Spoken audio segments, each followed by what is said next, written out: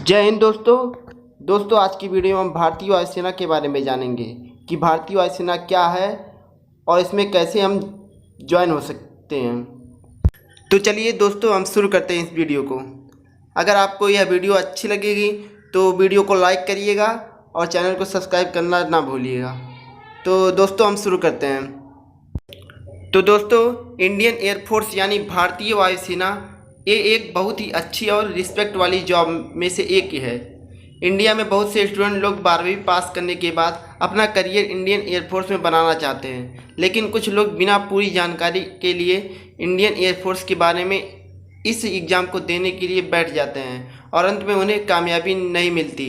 और कुछ लोग एयरफोर्स में भर्ती तो होना चाहते हैं लेकिन उन्हें इसके बारे में कोई आइडिया नहीं होता है कि इंडियन एयरफोर्स में भर्ती होने के लिए क्या करना होंगे, कौन से एग्ज़ाम देने हों और कब हम इस एग्ज़ाम को दे सकते हैं। तो इस वीडियो में मैं आपको इंडियन एयरफोर्स क्या है इसके बारे में बताएंगे। दोस्तों इंडियन एयरफोर्स ज्वाइन करना इतना आसान भी नहीं है, लेकिन अगर आपने ठान रखा है कि आपको इसी में करियर बनाना है तो आपको सक्सेसफुल होने से कोई नहीं रोक सकता। लेकिन एयरफोर्स में भर्ती होने से पहले आपको इसके बारे में पूरी जानकारी होनी चाहिए, जैसे कि एयरफोर्स एग्ज़ाम में बैठने के लिए क्या उम्र होनी चाहिए, कौन सा सब्जेक्ट होना चाहिए, किस एग्ज़ाम को देना चाहिए, इसके लिए हाइट क्या होनी चाहिए, इसमें रिक्रूटमेंट कैसे होती है, इत्यादि चीज़ों के बारे में डिटेल्स में पता होना चाहिए।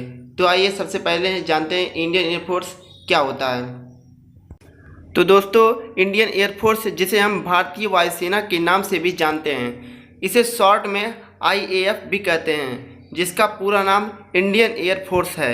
ये भारत की भारतीय सशस्त्र सेना का ही एक पार्ट है, जिनका काम वायु युद्ध, वायु में भारत की सुरक्षा करना इत्यादि काम इंडियन एयरफोर्स का होता है। अगर इंडिया में किसी भी तरह का हवा में अटैक किया जाता है तो ऐसे में हमें इंडियन एयरफोर्स सुरक्षा प्रदान करता है, ताकि कोई भी मुल्क देश हमारे देश में अटैक ना कर दे। इसी वजह से भारत में स्टूडेंट्स को इंडियन एयरफोर्स के लिए तैयार किया जाता है, ताकि युद्ध होने पर वे दुश्मनों से लड़ सकें। दोस्तों एयरफोर्स में ज्वाइन होने के लिए कुछ एलिजिबिलिटी क्राइटेरिया भी होती है, तो आइए उनको हम देखते हैं कि क्या एलिजिबिलिटी क्राइटेरिया है इसके लिए। एयरफोर्स में भर्ती के लिए 12वीं पास होना चाहिए PCM सब्जेक्ट के साथ, यानी आपके पास 12th में फिजिक्स, केमिस्ट्री, मैथ सब्जेक्ट होना चाहिए। 12वीं में आपके कम से कम 50% मार्क्स होने चाहिए। कैंडिडेट की उम्र 16.5 से 19 साल की होनी चाहिए, तभी आप NDA में एयरफोर्स का एग्ज़ाम दे सकते हैं। कैंडिडेट फिजिकली फिट होना चाहिए, ये चौथा नंबर है दोस्तों। अगर आप भारत में भारतीय वायुसेना में भर्ती होना चाहते हैं तो इसके लिए सबसे पहले आपको 12वीं क्लास पास करनी होगी, वो भी साइंस सब्जेक्ट में PCM यानी फिजिक्स, केमिस्ट्री, मैथ सब्जेक्ट के साथ, और कम से कम 50% मार्क्स होने चाहिए, यानी आपको अच्छे नंबर से पास होना हो। तो इसके लिए अगर आप 10th पास करने के बाद सीधा साइंस सब्जेक्ट चुनना होगा, अगर आप इंडियन एयरफोर्स में भर्ती होना चाहते हैं तो। भारतीय वायुसेना में 12वीं के बाद भर्ती होने के लिए NDA का फॉर्म भरना होगा। NDA का पूरा नाम नेशनल डिफेंस एकेडमी होता है, जहां से आप जल सेना, थल सेना, वायु सेना के लिए अप्लाई कर सकते हैं।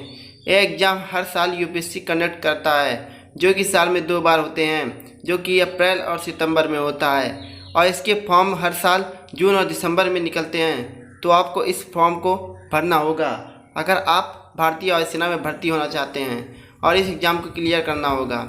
आगे के पड़ाव के लिए ये एक तरह का रिटेन एग्ज़ाम होता है जो UPSC कंडक्ट करता है। तो दोस्तों अब हम जानेंगे कि अब SSB इंटरव्यू क्लियर कैसे करें। NDA का एंट्रेंस एग्ज़ाम क्लियर करने के बाद अब आप भारतीय वायुसेना में भर्ती होने के लिए SSB इंटरव्यू राउंड के लिए बुलाया जाता है। इसमें कई तरह का टेस्ट होते हैं, जैसे कि फिजिकल टेस्ट, एप्टी test, group discussion, personal interview इत्यादि जैसे कई टेस्ट होते हैं। इन सभी को आपको क्लियर करना होगा। मेडिकल एग्जामिनेशन के लिए जाएं, ये चौथा पॉइंट है दोस्तों। जैसे ही SSB इंटरव्यू राउंड क्लियर कर हैं इसके बाद आपको मेडिकल एग्जामिनेशन के लिए भेजा जाता है, जिसमें ये चेक किया जाता है कि आपको किसी तरह की बीमारी तो नहीं है, आप फिट हैं, यानी ये सब टेस्ट को भी आपको क्लियर करना होता है। एयरफोर्स में भर्ती के लिए तो जो भी कैंडिडेट इन सब चीज़ों में इन सब एग्ज़ाम को क्लियर कर लेते हैं, उसके बाद एक मेरिट लिस्ट बनाया जाता है जिसमें क्वालिफाई कैंडिडेट के नाम होते हैं और इन्हीं सेलेक्टेड स्टूडेंट को करीब 3 साल के लिए एनडीए में कोचिंग के लिए भेजा जाता है, जहां वहाँ इसकी पढ़ाई पूरी करेंगे एयरफोर्स पायलट बनने के लिए। तो दोस्तों, वायुसेना एकेडमी की ट्रेनिंग पूरी कैसे किया जाता है, आखिर ट्रेनिंग उसकी कैसी होती है, इसके बारे में जानेंगे।